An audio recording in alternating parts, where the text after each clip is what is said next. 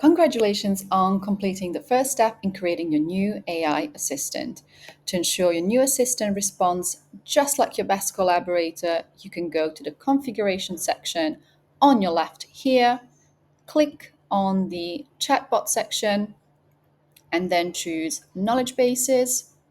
Here you will see there are many options to add different kinds of contents. Else, for example, they will have to be less than 300, or it can be a file. You can upload either PDF or docs. It can also be a plain text, where, for example, you can upload your frequently asked questions. You can also add a sitemap. As you can see, here you'll get the full list of the pages available on your sitemap. And you can also choose which ones to leave or which ones to delete. Finally, you can also add frequently asked questions.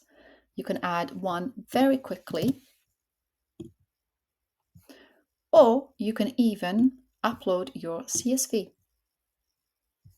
Here it is, uploaded within seconds. Now, when your KB is ready, you can go to the settings section instead, installation, and install your chatbot. Once that's been done, you'll be able to monitor your conversations live under the monitor section.